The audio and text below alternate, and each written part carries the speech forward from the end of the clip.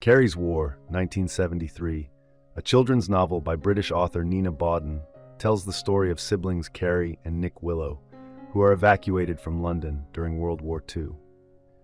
They are sent to a small village in Wales, where they struggle to build a new life amid the uncertainty of their situation. The narrative is recounted by Carrie, who 30 years later reflects on her experiences as a child refugee. The novel begins in the early 1970s, with Carrie, recently widowed, returning to the Welsh village where she once lived. There, she shares the story of her wartime evacuation with her 3 children. At the outset of World War II, Carrie and Nick are sent to a mining town in Wales. They are taken in by Mr. Evans, a shopkeeper, and his gentle sister, Auntie Lou.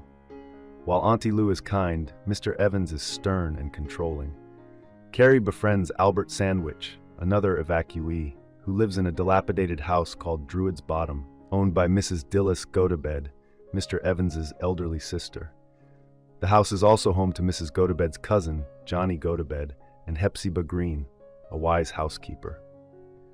As Carrie and Nick spend more time with Johnny and Albert, Hepzibah warns them that Druid's Bottom is cursed and that bad fortune will follow if a magical skull from the property is taken.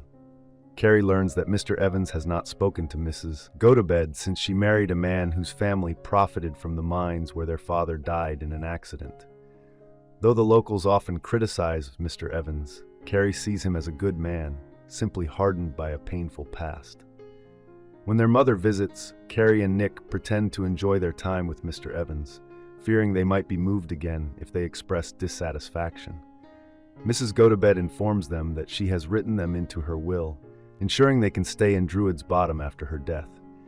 Before passing away, Mrs. Gotobed sends Carrie to Mr. Evans with a message of love, and Carrie celebrates her birthday. During this time, Albert gives her first kiss. Auntie Lou begins a secret romance with Major Cass Harper, unbeknownst to her brother, Mr. Evans. After Mrs. Gotobed's death, her will mysteriously disappears. Albert suspects that Mr. Evans took the will to keep Hepzibah and Johnny from inheriting her house.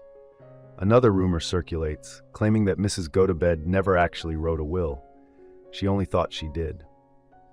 Mr. Evans assumes control of the house, leaving Hepzibah and Johnny just a month to find somewhere else to live.